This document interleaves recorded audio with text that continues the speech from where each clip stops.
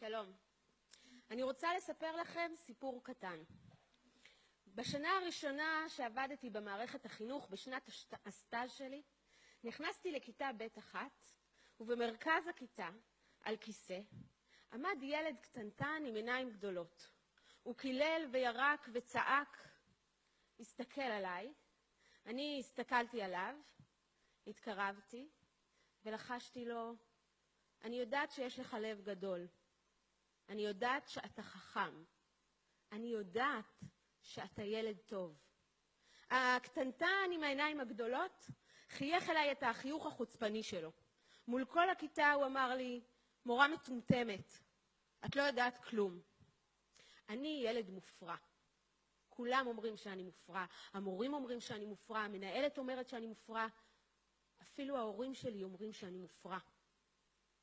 יש לך לב גדול, אתה חכם, ואני יודעת שאתה ילד טוב.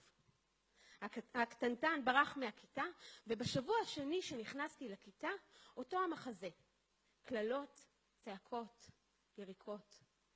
לקחתי נשימה עמוקה, התקרבתי אליו ולחשתי לו, יש לך לב גדול, אתה חכם ואני יודעת שאתה ילד טוב.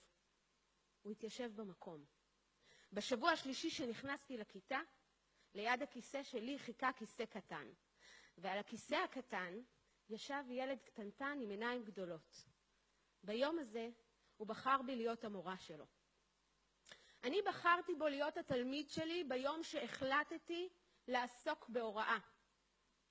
לקראת סוף השנה שאל אותי הקטנטן, איך אני יודעת שילדים הם טובים?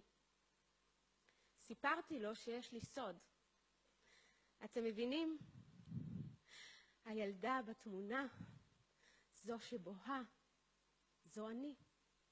ביום הראשון לכיתה א', ביום הראשון למסע, אולי המסע הקשה ביותר שנאלצתי לעבור בחיי. עד כיתה ה' לא ידעתי לקרוא ולכתוב, לא הצלחתי לחבר מספרים. רוב הזמן הייתי יושבת בכיתה ובוהה במורה. לפני השינה בלילה הייתי שואלת את עצמי, בשביל מה באתי לעולם? חשבתי שאני טיפשה, שיש לי מוח מקולקל. הייתי בטוחה ששום דבר לא יצא ממני.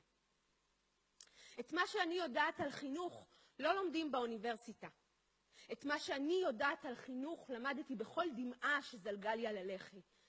בכל נשימה עמוקה שלקחתי.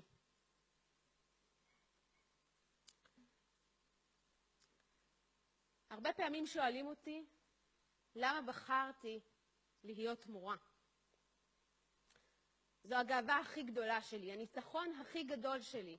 אני, חן מילר, תלמידת החינוך המיוחד, אני מורה בישראל. אני, שהמערכת לא פעם ביקשה לוותר עליי. אני נמצאת בתוך המערכת בשביל לשנות, בשביל להראות שאפשר גם אחרת.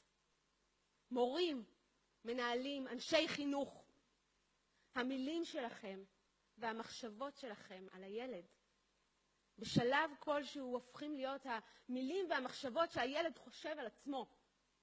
אני לא אגיע רחוק, לא יצא ממני כלום, אני לא מסוגל, אני עצלן, אני לא יכול. אין ילד שלא, יש ילד שכן. תזכרו תמיד שחינוך ועשייה חינוכית זה עשייה ועבודה בדיני נפשות. תודה.